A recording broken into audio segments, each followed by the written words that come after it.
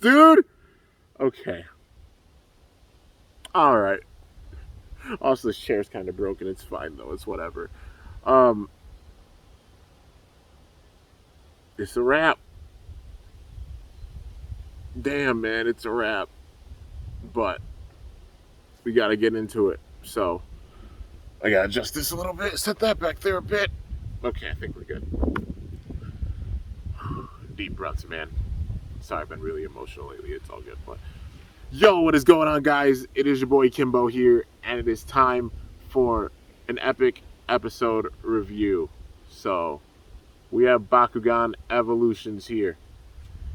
It's the true finale, man. And just like how it started off with the technical episode 0 and 1, um, it's ending in the same manner with a big time special. So we have the true finale, Bakugan Evolutions episodes 29 and 30, both together, the finale special. And damn it, it hit in the heart in a major, major way. So, with this, is probably going to be strong language with it too, just warning you. Like, it happens anyways, but yeah. So, we got to get into this. The episode starts off, we get a major recap. This was like for anybody who hadn't even seen the show before this point, it got them caught up with so much stuff. We got a dialogue with Dan and Drago, just like how this season started off, having the big time dialogue, going through all the different memories.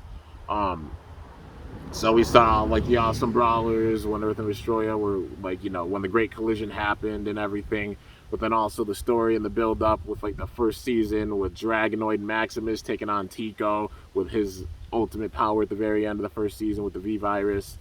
And then we saw the big time clash between Havoc and Dan, Sabra, Pyravian, or Sabrus X Arliss, whichever you want to call it.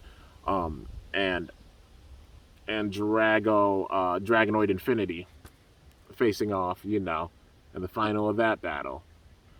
And then we saw the third season build up at the very climax, where it was Ultimate Villock taking on Geoforge Dragonoid. And we saw that big time conflict. But then this time, of course, adding in the most recent events.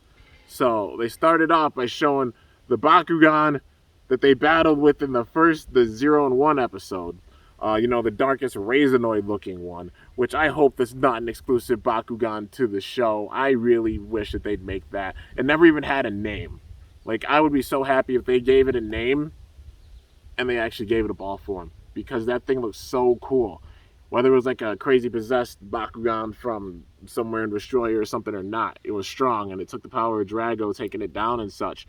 Drago with the strength mode, But it would be cool to see that actually get its own figure. Like, characters like Tico, like Gorillion, like that Razanoid looking mother trucker at the beginning of this season, um, getting actual figures with them, because it would diversify the game in a major way, and I'd love to be able to collect them, man, because they all have amazing designs. They're all honestly all some of my favorite Bakugan for all the seasons.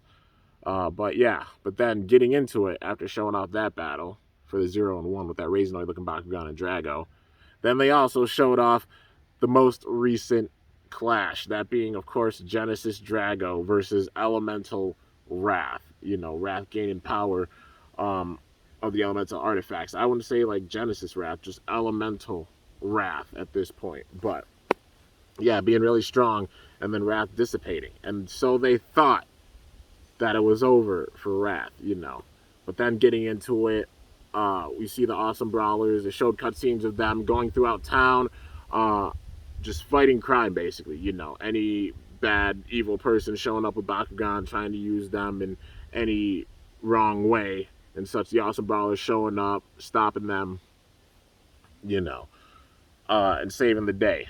And then that's where time starts to slow down. So they had the whole entire build up and such, catching everybody up, even to somebody who hasn't been in the series, and it makes you want to go back and watch the other episodes. Hell, I want to go back and watch them for sure. They really need to put out like the seasons of Bakugan on like DVD, like just the full seasons on DVDs, because I definitely picked them up and rewatched them big time over and over and over again, man, because every single season has been an absolute gem, and this season is no different. I love the way that they've done this. But now getting into the big time story, getting fully caught up. It's basically the Austin Brawlers and Kravitz stopping, some bad guys in town, and then Kravitz actually has a new guy with her. He's a new kind of, I guess, security guard type figure, and his name is Dorman, and she's basically like, and Dorman's down talking to them like, why do we have to sit here and listen to a bunch of kids? And then she's like, Dorman, those kids have saved the world on countless occasions and such. We need to trust them. They've proven it time and time again. Then he's just sitting there like, ugh. So immediately I was starting to think he's going to be a big bad of this for sure, man, because they set the tone with that. I'm like, this new guy Dorman showing up. First I was like, is Dorman going to get involved with Wrath or some crap? But then getting into it, after the showdown with Dorman, we had another cutscene, and we see Lightning. It's actually Lightning. We got the cutscene with him, like, actually talking and such, because him and Howlcore, when they have the scenes together, they'll have it where they're talking, because it's like they fully understand and communicate one another. But then, anyone else, it's like the barking, like, rawr, rawr, rawr, and even, like, Howlcore barking at points, too. But Lightning's sitting there eating some filet mignon. He always goes by the restaurant. He's been going by the restaurant basically every day and such, ever since, like, the episode that happened with the season, where he actually saved the restaurant and everything from, like Sun 17 security and such. But yeah, well, no. It was before that, when he was getting business at this restaurant, when Lightning was big time. And he always came back around for, like, some steaks and such, because they had the funds to do it now. But he always gave him filet mignon and such. Well, when he went to go get him another filet mignon, Howlcore sensed something. He's like, Lightning, do you sense that? There's a Bakugan. Feels like there's a Bakugan watching us. And then they both look over. The Bakugan is basically invisible, but they can see it. The Bakugan is a Wrath. So it's like I thought, man. I'm like, it was 25 when he vanished, and they just kind of vanished with power being released. I thought of like a Barodius, Darak, Magmel, Razanoid type thing with this. That's the vibes I got. And if so, they're paying homage to that, man. Like, come on, dude. Like, they had to have at least a little bit with, like, the freaking Razanoid-looking Bakugan coming in at the beginning of this season and such. They had to battle. Like, come on, man. They had to pay homage to that. And then now with Wrath gaining an amazing amount of power that he wasn't able to control, and they thought he was just gone. What happened with Magmel and Razanoid? It was literally Darak and Barodius when they got mutated by power. It's the same sort of thing. Wrath had a crazy amount of power come in after making contact with the crystal from the elemental inductor, and it changed him. He wasn't gone. He wasn't completely gone. He vanished. But he's also been very good at going into hiding and vanishing. Well, now this man has the ability to actually be invisible. So, what happened was they got into a little bit of a brawl. And, Howlcore was sitting there trying to get Wrath, but then he kept dodging and everything. But then Wrath went in for an attack, and there was a huge explosion. Except when Lightning tried to send out a gate card in order to protect everything, Wrath hit it. He knocked that gate card out of there. He's like, screw that gate card. You're not going to stop this Wrath from going on. And basically, when Wrath attacked and it hit the building, it did permanent damage because there's no drone up with the gate card. And then, of course, the chef comes back out. He's like, Lightning, what do you think you're doing? Because he couldn't see Wrath. And he's like, no, it wasn't me, it was Wrath, just barking like, rawr, rawr, rawr. But then, like, he calls up A.A. Animus, the chef does, and he's like, we have a problem. My shop's been under attack, and it was the Awesome Brawler's dog. And then Lightning's like, oh, no. And then, they're like, Howlcore's like, okay, we gotta go. We gotta leave. And so, they left. But then, we get back to Studio, I think it was Studio D. When we get back to Studio D, and the other Awesome Brawlers, they're all sitting there just chilling, not knowing what happened or anything. But then freaking So Dorman and Kravitz both showed up, and they said they were looking for Lightning. And then, Dorman called him a good-for-nothing dog that sat there and got into a bunch of mischief and, was causing a bunch of stuff all around town. And then they're like, there's no way Lightning did that. It wasn't him. And they're like, oh, it was him all right, but they couldn't see Wrath. But then they said, when you find Lightning, tell him we're looking for him. And then, he came out afterwards, and he said, him and Halcor were sitting there communicating with everybody, saying, we tried to set up a gate card, but then it was Wrath. Wrath came and showed up, and they're like, what? No way. We took out Wrath. And then Halcor's like, no, it was Wrath. I saw it with my own 6 eyes, because he has, the 2 heads, 2 eyes on each, the 3 heads, 2 eyes on each head, math, He's like, I saw it with my own 6 eyes. And Lightning saw it too. And at first they weren't believing it. They're like, no, there's no way. Wrath has been gone. We're the Awesome Brawlers. We saved the world and everything. Dan getting in his own ego and everything, honestly, with it. But they did see Wrath. And they're like, that is what happened. But Lightning was just discouraged because he's like, they don't believe me. They really weren't believing him with this. And then, of course, Dorman just sitting there telling Kravitz, those are some good-for-nothing kids. They're not good. You can't trust them. They're probably some criminals. They're just kids. Just completely downplaying the Awesome Brawlers. And Kravitz wasn't having it at first, but then she was just starting to believe what he was saying a little bit. And it's like, come on, Kravitz, don't believe this, man. Don't believe. You've seen how much they've gone through. You've been here from the jump throughout all the different seasons. You've seen all this. But yeah, with that, then we get another cutscene, and basically the Awesome Brawlers were supposed to be honored at a big time festival, a big time ceremony in town. But then on the news, it was saying how the Awesome Brawlers dog attacked a restaurant and such, and we're supposed to be supporting these criminals and such, so basically how the media will take a story and misconstrue the hell out of it, and then there's so much bias and stuff off of it, to fit a certain agenda, when in reality we know the truth that it was not it was in fact Wrath, but then nobody else was believing it at that point because they couldn't see him or anything.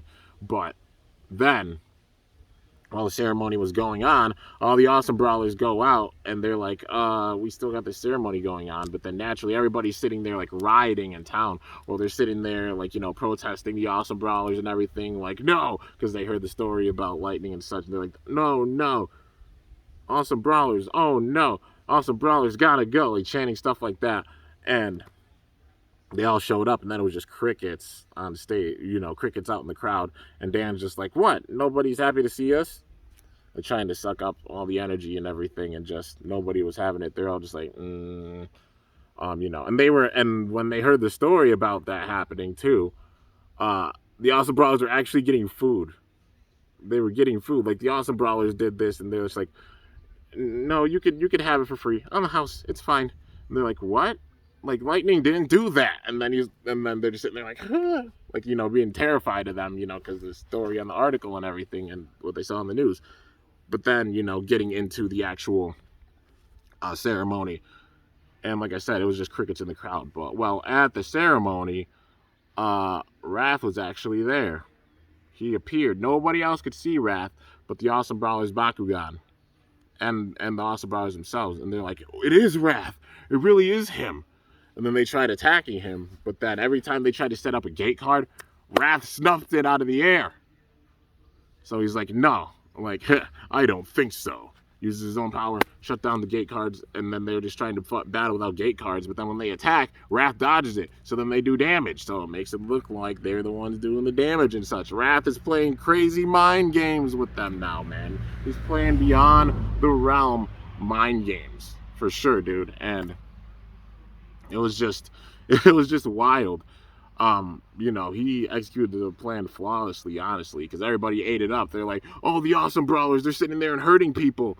And then, then freaking Dorman came up and he's like, you're all under arrest. And they're like, we're not the ones that are doing that. It's Wrath.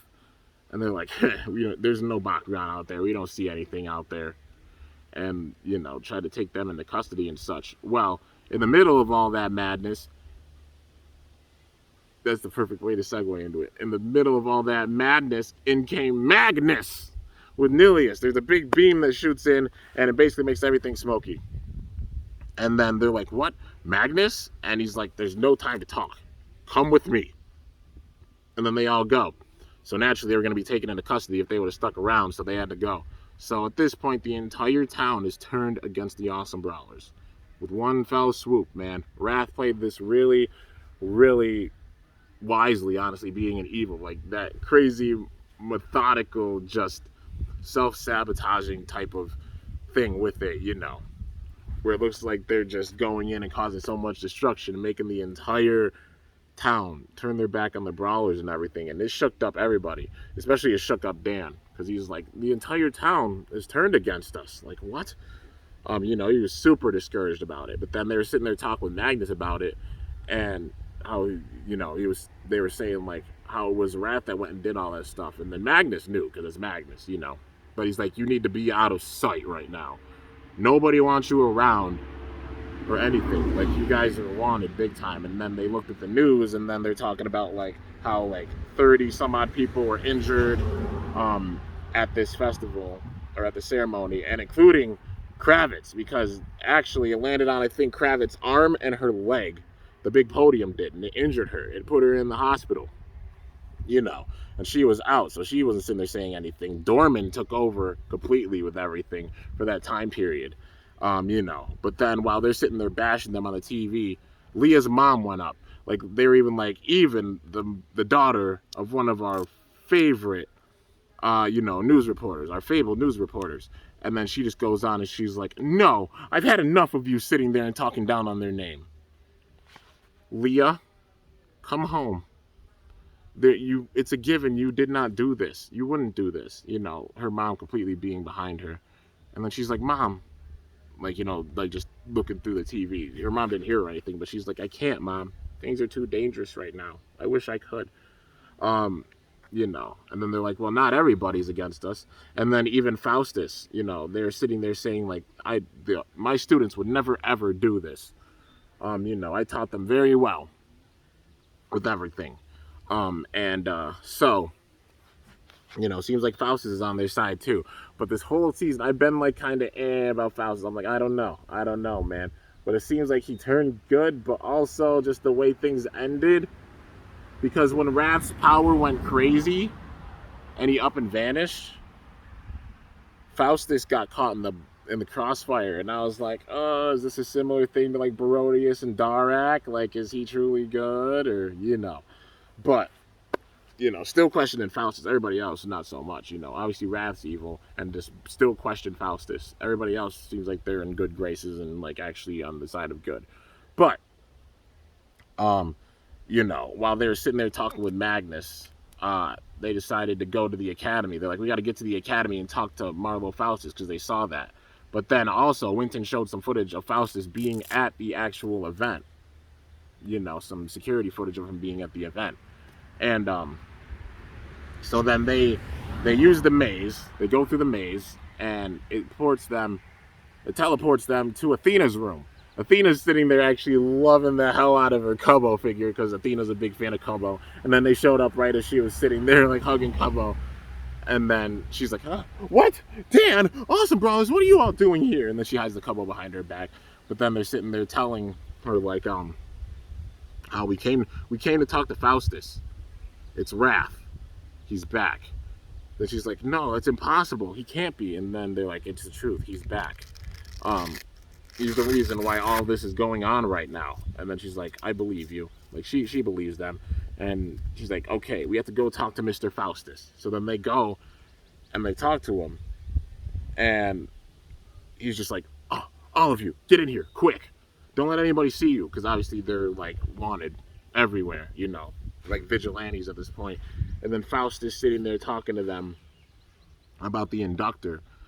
He fixed the elemental inductor, and then they're like, they could use that power to trap Wrath, like how they made, he took that power, made it not only where it like releases power or like absorbs it, it could actually take that power and turn it into a cage, and then they could use that cage in order to trap Wrath and stop him. And they're like, yeah, okay, we're all in for this.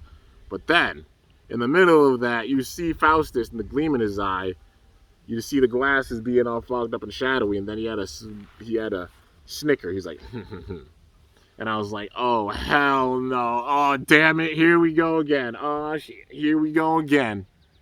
Like freaking Grand Theft Auto, like the meme, you already know. But the elemental inductor gets turned on the awesome brawlers, and when it gets turned on, they're the ones that get trapped in the cage. Faustus has turned on the awesome brawlers, and they're like, what are you doing? You just said you were behind us.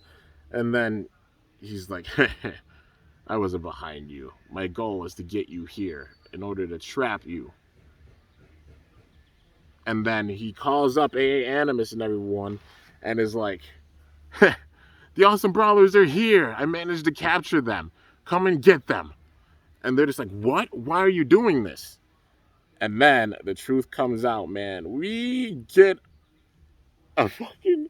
It's a combination.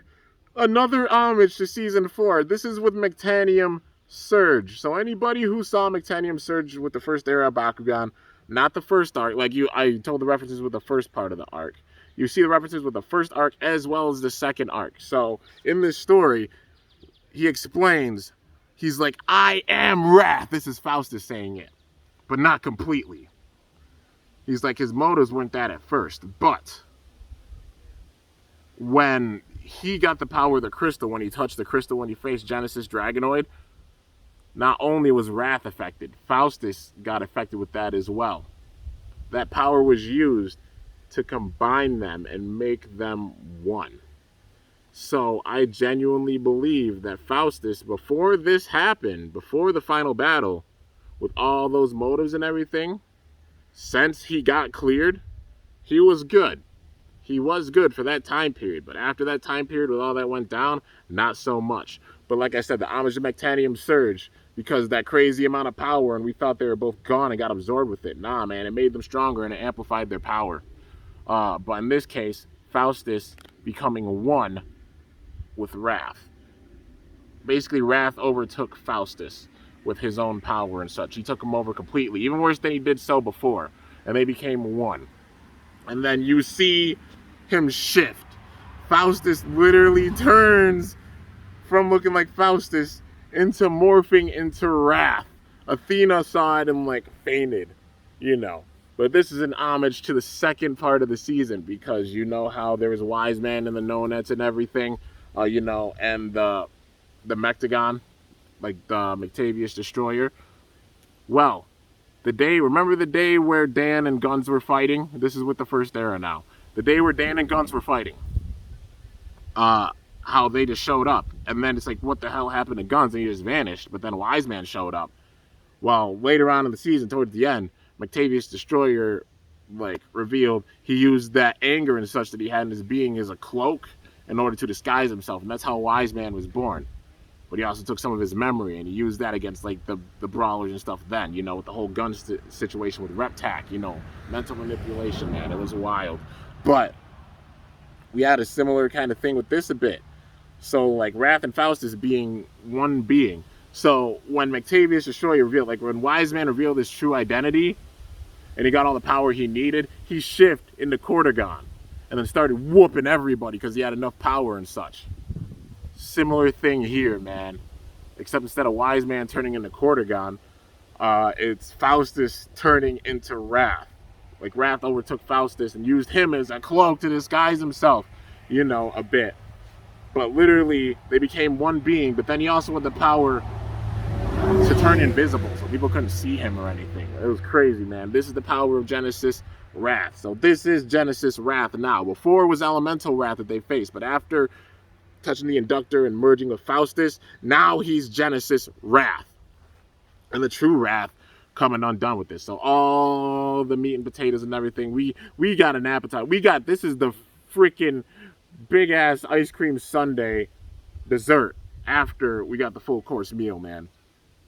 But yeah, this is the big ice cream, this is the big dessert and such we got with it, and they gave it to us for sure.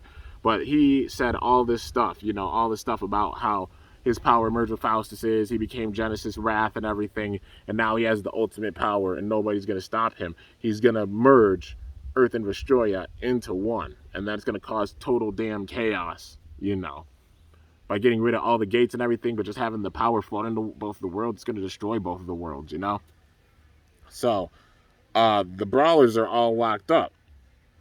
They're all locked up, but then once AA Animus shows up, Raz switches back to Faustus and says the Brawlers are in here, so that way, you know, what's his face? Dorman, yeah. Freaking, that way Dorman could watch over them and such, and he's like, this is under my control now. You are vigilantes and such. So it's like Dorman not being completely evil. It's like Wrath Faustus being the true evil, but Dorman definitely being more on like, he's on the anti-hero side. He's an anti-hero, but more on the side of evil with this, because he genuinely thinks like they're vigilantes and they're causing all this chaos. Because Wrath, with everything he's shown, he's like #1 person that fully believes all this stuff going on, you know. But with that, they're locked away. And while the Awesome Brawlers are trapped in that cage and such, you know, while Magnus manages to break them out, he breaks them out of the cage and such, and then they all meet up outside. And what happens outside is we're seeing the true merging of Earth and Vestroia. So we're seeing like parts of Ventana, some parts of like Aquilia flooding up stadiums, Ventana's parts with the vines all over the buildings. Pyrule, you see like some volcanoes merging in the sea. Darkavia, you see some areas getting really, really dark and such. Haora, some of the light shining in some places, but they're merging together, like the not good merging together truly into one planet, you know. And they're all just looking out like, this is awful. We have to stop this now. And while they're all sitting there talking, well, it's actually the ones that broke them out. It wasn't Magnus that was the one that broke them out, actually. It was their old partners. So since they were merging together, the worlds are merging together, we get to see like Falcron, Sharktar, Pinsittar, Farasco, Fenneca, all of them are there, man. They're all there. Yeah, while they were trapped, their Bakugan got taken and such, you know. But then the old partners show up, and I love that because it's literally the crossover of both seasons, you know, like everything culminating.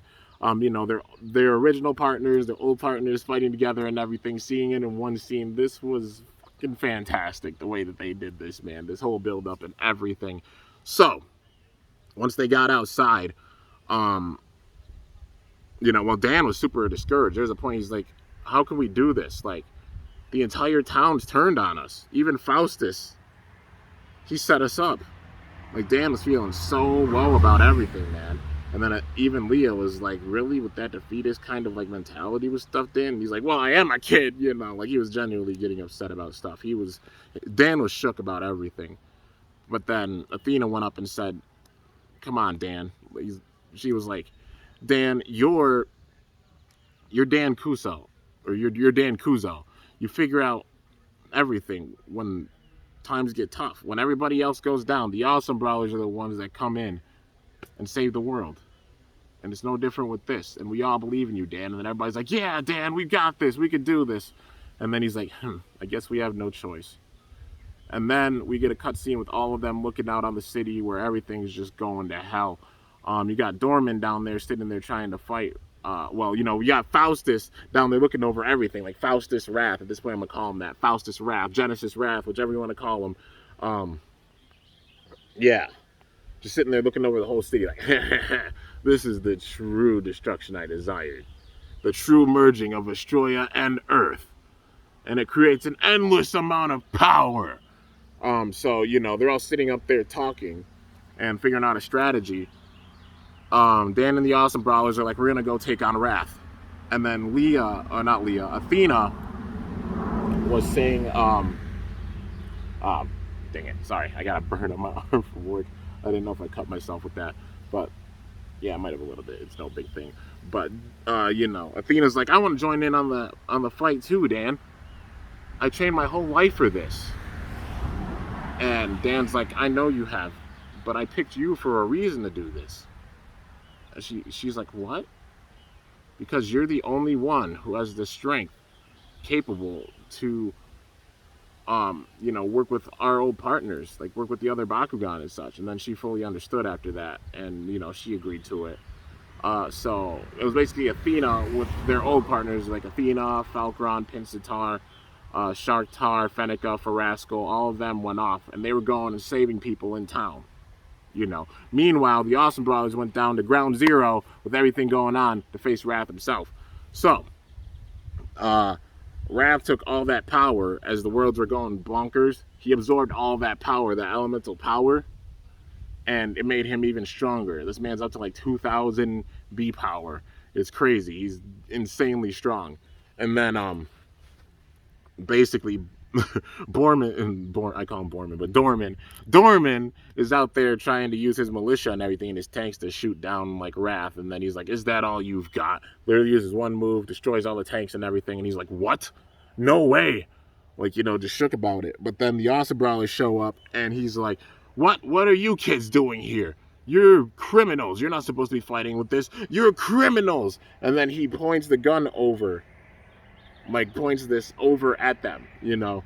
He points his weapon over at them. But before this, when everything was going on and, you know, the grounds were shaking because the worlds are merging together, Kravitz was in the hospital and she came too.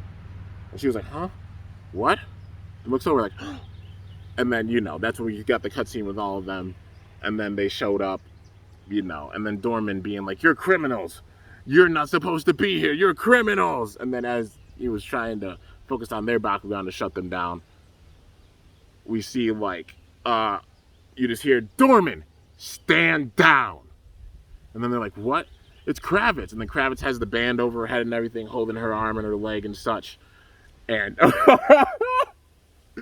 and then they're like, it's Kravitz. And then she's like, Dorman? Dude, she stopped the fuck out of this man. She nailed him with a punch in the face. She said, bop, boom, bah, right on the jaw, man. Knocked the hell out of this man. He's like, oh. And she's like, Dorman, these kids are innocent. That's your enemy. Wrath. Him. That's your enemy, not these kids. She got pissed, man. And just like she knew that. She was always on the fence, but she knew that from the jump. But with her being in the hospital, she couldn't do anything since that. But then she looked over to them and she said, I'm so sorry that we put you all through this. You know, whether that be like the whole town turning and such, you know, going after them and everything, you know, saying they're criminals and being hyped up like that. But Kravitz had enough and she spoke up for herself. Hell yeah, I get it, girl. But, she was like, I'm so sorry that we put you all through this. I know it's not my place to say this, but can we ask for your help? Can you save the world just one more time? And they were like, yeah, of course. And then they all start fighting against Wrath. So, there's a cutscene between Fennec, well, you know, yeah, like Fenneca and the others, you know, Fenneca, Farasco, Pincitar, Falcron, Sharktar, and Athena. They're all going around town saving people, you know, getting cars out of the water and such, or out of dangerous areas. They're like, we're saving you. You're saved now. You're okay now. And with that, I'm surprised we didn't see like Pyrathian with this, but you know, I'll get into that a little bit. But yeah, so while they're sitting there saving everybody, the Awesome Brawlers are fighting against Wrath. They're all using their nano gear. Like, they're at the point where it's not just strength mode or speed mode or even their nanogon being sent out. They're using full-fledged nano gear, you know. And also at the beginning of the episode, they talked about, like, Genesis mode. And Genesis mode being the ultimate form where a Bakugan can, like, absorb all his power and fight with all the different attributes, you know, with that. So, yeah, you know. It's giving me a little idea for things. I'm going to do a little speculation at the end of this, but got to get through the rest of this. I know it's a long episode review and everything, but it's 2 episodes in one, a lot to go through, and you know I'm going into every single detail and such. But fast forwarding back to things, you know, the Awesome Brawlers are all fighting with their nano gear. Their Bakugan had their nano gear and such too. But Wrath literally is like smacking them down, completely taking them out, or shooting them out of the sky. He literally throws one of them at the others, and they all go down. They're like, what? And it's literally down to Leah and Dan. It's down to Pegatrix and Drago. And then Pegatrix tries to use her power to absorb Wrath's power. And Wrath's like, is that all you got? That's your strategy? All right then. If you want this power so bad, take it. But then it's too much for her to handle. And then Pegatrix goes down. So once again, it's down to Dan and Drago to finish this. In the words of Spectra, man. You already know, I had to pay homage with it. But Magnus got involved with it too. So, like, the battle that was going on, you know, it was Dragonoid Genesis versus Genesis Wrath. But Genesis Wrath absorbing the power even more so from Destroyer and Earth with the storms. And he became even stronger. So even Genesis Drago is struggling. But then he tries, Dan and Drago try to get the power from all of their friends and such. But yeah, like in the middle of this battle where he's really starting to struggle, and Wrath says, "This is over," and he's about to deal a finishing blow. Nilia swoops in and hits Wrath to stop him from doing that attack, and then he's like, "Magnus, and then Magnus is just like, having some trouble, Dan. Magnus is such a badass character, dude. Julius, I know Julius had fun with this for sure. Yeah, so they all are like donating the power to Dan and Drago. So Dan's channeling that power. It all pours into Drago because you got the power of the other Bakugan as well. And then Drago powers up, but it's not strong enough. The power is becoming too much to where it's overcoming them, like the Elemental Storm did.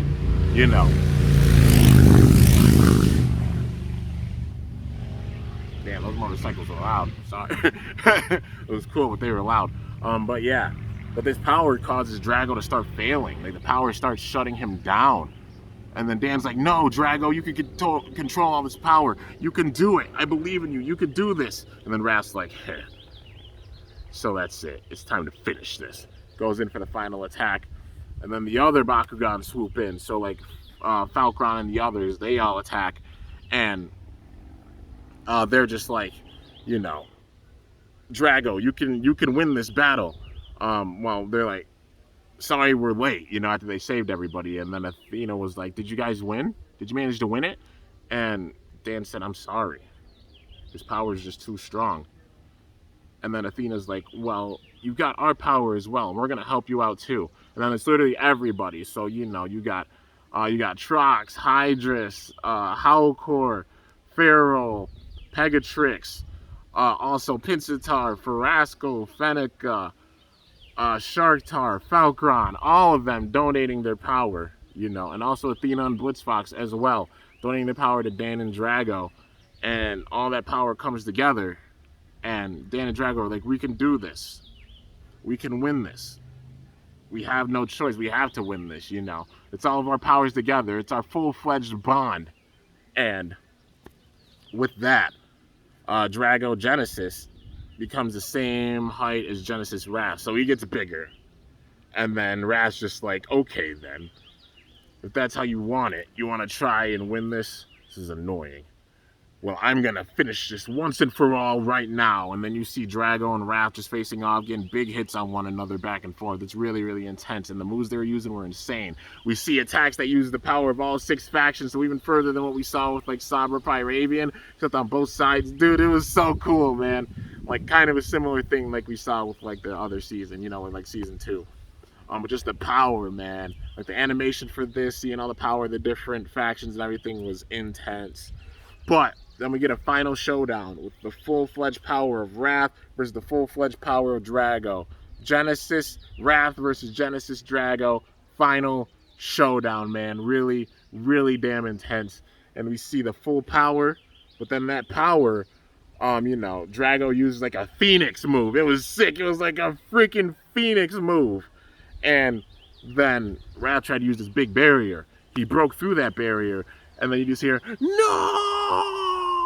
So it was the final big-time hit on Wrath, and it truly took down Wrath. Wrath switches back to the ball form and basically goes into hibernating, which is what we see with a lot of Bakugan when it comes to the end of each season, going back into hibernation. But yeah, dude, then it's all over. At that point, it is over. And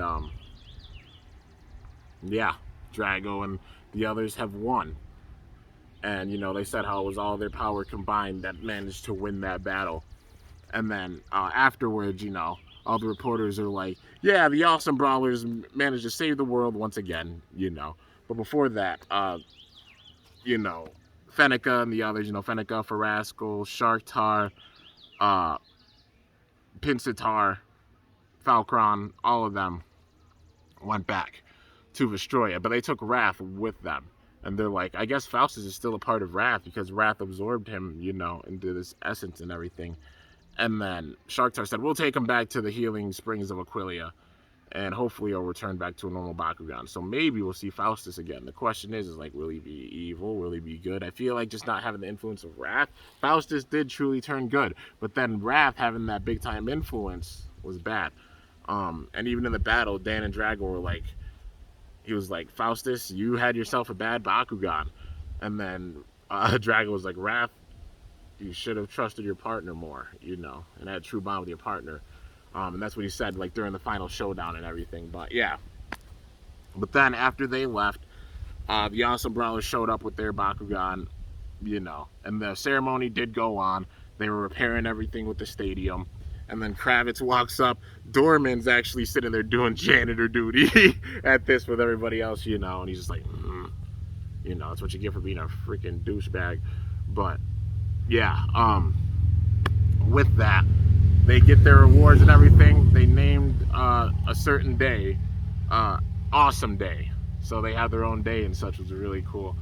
But, yeah, and then we get this awesome just resolution with all of them, like, celebrating, getting their rewards and such. And, yeah, truly saving the day once again. And then, like, the Awesome Brawlers are once again on top, and ending off that way, dude. So, whew! Talk about an episode review, dude. And I just gotta freaking applaud and clap because this finale was amazing. It was so good, dude. Spin Master, you guys knocked yourselves out with this one, man. Like I said, with the entire series, every finale for every season has been so amazing and so good. It's been absolutely phenomenal, man. And also talk about the quality of the Bakugan, even the mechanics going on. Got the actual Bakugan being so sick. All the ultras we saw at the first season, even with like the regular Bakugan as well as the ultras and such. The second season, including and introducing like Baku Gear as well as Fusion Bakugan and the elements for that, like the Baku Gear cards being incorporated in the TCG, was absolutely amazing, man. Obviously the vibes in the first season, absolutely legendary, with the TCG being up and running really well at the very beginning and such, as being so good. Then the vibes of season 3 with the Geogon coming in, and then incorporating Geogon cards in the TCG as well, just the overall balance with them. And also with the 4th season, man, having like Genesis forms with this, having the strength and speed forms for a lot of Bakugan and everything, just so good, man. And the introduction of Nanogon, Nano Gear, everything with it, just so amazing. And it makes sense why, if you want to have the figure in your actual deck, you got the Nano Gear, man, But, yeah, just overall so epic, so good.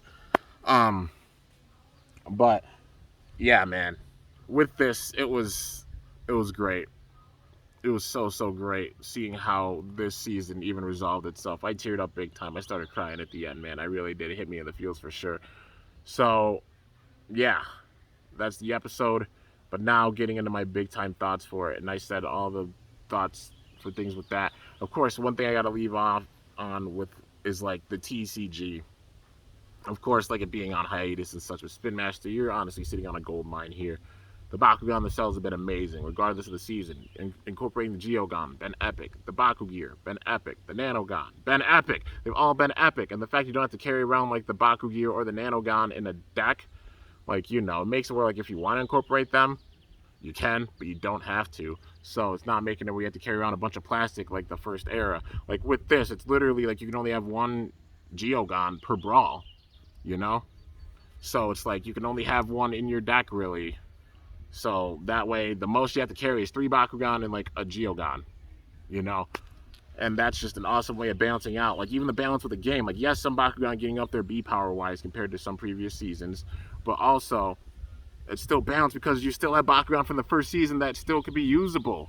By this point, all the Bakugan from like seasons 1 2, and even with 3, when it came time for Season 4, were unusable, man. The ones from Season 3, some of them were barely usable compared to Season 4 Bakugan because that power creep was so insane. You can still use Bakugan from the other seasons with this, man, and that's how you know you have a very well-balanced game, and I just applaud that for sure, man. They learned from the first era in a major way. Yes, we're seeing some power increase over time, but still, they're keeping that balance, even with Bakugan having high B power. It ain't Shikaka without damage cards, or having the damage with it. And usually high B power, low damage. That's the big balance. So you have to use those damage cards, and then being effective. And damage deck still being a big time thing to where B power, screw it. Lay down a Midas Indius, you can switch it to a damage deck. You know what I mean? But yeah, seeing more cards like Midas Indius and like Dark Wave and stuff, or like Dark Rage and such, you know what I mean?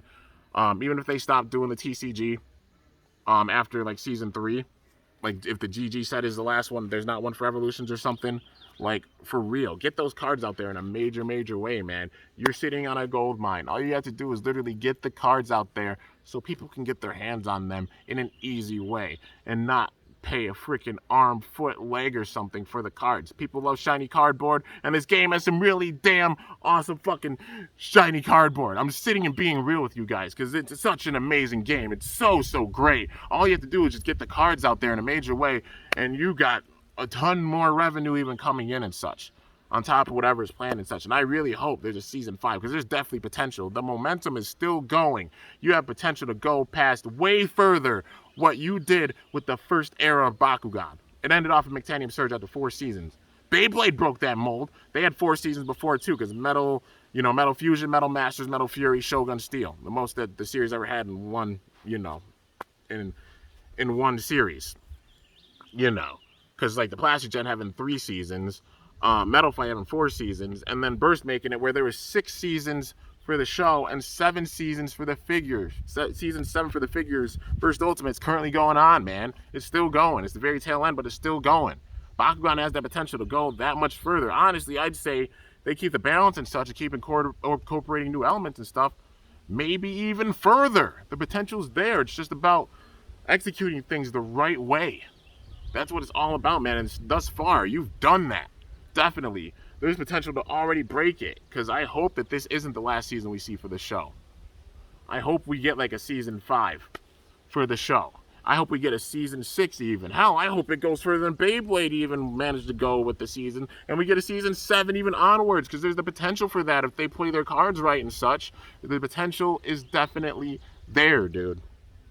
But yeah, just fingers crossed that it happens. I'd love to see a Season 5. I wouldn't be too surprised. Imagine if it's called like Bakugan Genesis, because Genesis form, like imagine they just go further off this idea, but then it's like Genesis mode for all the Bakugan, like they can get to this mode or something, or working towards that mode. I don't know, that'd be cool, like Bakugan Genesis.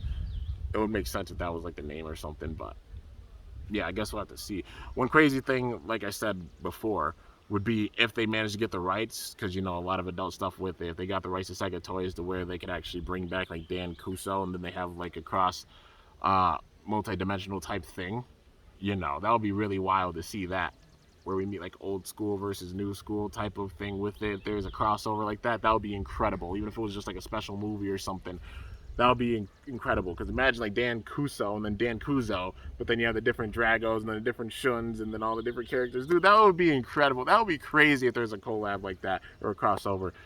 It's not gonna happen. Like, it's not a guaranteed gonna happen thing, just because rights and everything. That's why they switched up all the different faction logos and everything for this reboot and stuff. Just thinking in like a kind of dream fan scenario, because y'all know I'm a fan, old school and new school and stuff, and that would be really wild to see if that ever was able to even have a small little chance of happening. But yeah, dude, overall, just so sick, man. But yeah, man, just looking at the resolution of it, I'm surprised we didn't see any Bakugan like Pyravian or Goreen that much in this season. Like, it really shocks me with that, for sure. But yeah, imagine if they find a way to incorporate like metal into some ultras with another season. That would be sick, dude. We get like some Bakugan we haven't seen in a long time, like Pyravian, like a new mode for Pyravian with metal incorporated, or Goreen with metal incorporated or something. That would be really sick, dude. But yeah. And also some other Bakugan we didn't see actual ball forms for, like Tico, like Gorillion, Artulian, etc., etc. Even the scrapped Bakugan before, man. It'll be amazing to see that. Like, the scrap Bakugan from each season, they have the perfect opportunity to incorporate them and put them into actual releases. Like, just how they did like Serpilius, how they did with Enoch, Cyrus, those types of Bakugan with the Ultras, man. They have the potential to do that. All they gotta do is just go and actually make the forms for those figures. And also make Bakugan that weren't created like Tico or Gorillion, man. But, yeah. Holy freaking damn crap. Woo! I think I got it all out of my system, dude, and gave all my thoughts and everything. Yeah, overall, this finale was amazing, man. I got to give an encore clap. I'm still clapping. It was amazing how they did this and incorporated them. It was fantastic. It was sick. It was really intense, and it was just so good, man. But, yeah. Anyways, guys, that's it. That's the end of Season 4 for Bakugan, for Evolutions. Now, I'm pretty sure we're going to get figures for the better part of the rest of the year. But, yeah, we're probably going to get figures for the rest of the year. And I hope we see, like, the Artless Teacher's Bakugan. I'm still shook, because they didn't even show off the Artless Teacher with this, you know? They never showed off his Bakugan. Just thinking about that. Well, they showed it off, but they never named it. They never named the Artless Teacher, like, Professor K's Bakugan. They never gave it a name. Which I'm like, what the hell? We got to see that. I hope they made it into an actual figure and everything, man, because, come on, he's an awesome bat skeleton-looking mother trucker. And it looks so cool. Like, I hope they release the actual figure and give it the name with the actual figure and such. And we see Bakugan that we haven't seen before, like I mentioned before. But, yeah, man. Whew! And that's it. But, if there's by any chance like a Season 5 onwards, or if there is a Season 5, if you guys want to see like a speculation type video on what I'd want to see with like a 5th season, let me know in the comments, man. I'd absolutely love to sit there and do that. Definitely. Love to talk about like a possible 5th season and such. The only element from the previous season that they've been really paid homage to, I don't think, is the Sky Raiders. You know, the Bakugan that jump up big time. I guess we got the Ultras that flip around and everything, and we got a little bit of that element. So I guess you can count that as the Sky Raiders. But I mean, like, the ones that jump up like bonkers, way up in the air and land back down. Like Sky Raiders like that, man. But, yeah, also, my kitty showed up here. Ah, BB. Got Arya. Oh, sweet kitty. Yeah, she's just living her best life out here, enjoying the warm weather and such. It's real hot out, and she's a lengthy little kitty. But, yeah, man, had to have her make a cameo. But, yeah, guys, let me know in the comments if you want to see that. But, yeah, oh, my God. Ooh! She's shedding like crazy. Oh, my God. Holy crap. But, yeah, just a shedding little kitty. Anyways, guys, that's going to do it for the episode reaction. Well, you know, the episode review on the finale. Bakugan Evolutions episodes 29 and 30. Absolutely phenomenal season, no doubt. I can't wait to see what else Spin Master has cooking up. And I hope that they put out a bunch of epic stuff, man. Because this game has potential to go so far, man. For real.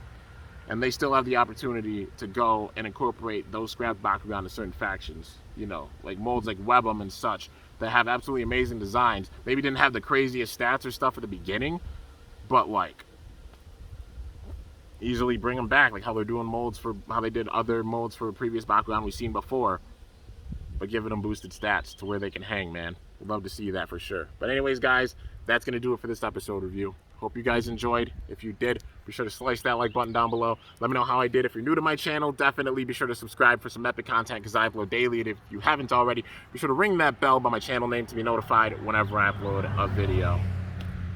Yeah, man, I'm shook. This was amazing. This was an amazing episode. And just the finale of this might be the last video I put out for today because it deserves that love and that respect, man. So for now, the episode reviews are all done. I will still be doing like some live streams and stuff. I'll be doing Q&A live streams about probably every 2 weeks. Maybe I might do one every weekend. I'm thinking about it. Let me know in the comments if you want to see that. But at least every 2 weeks, you know, to fill the void and stuff. Because now with the episodes being done, unless they announce like another season, yeah, the episode reviews are all done and such. But yeah, still plenty of content coming. Still plenty of things to do. You already know. But yeah, till next time, guys, it's your boy Kimbo signing off. See you guys later. Thanks so much for watching. Until then, stay awesome. And Bakugan Brawl! I'm up out of here. And you already know, had to wear the rainbow shirt and the hat because just the the aura of all the different elements and factions, man. It fit for sure, man. Coming in here with like a box of Fruity Pebbles, but it's freaking awesome, man. And I'm honored that you guys have enjoyed these episode reviews for sure. And let me know in the comments if you want to see, if there is a season 5, if you'd want to see some more episode reviews. But yeah, but for now, it's your boy signing off. I'm up out of here. And thank you so much for watching.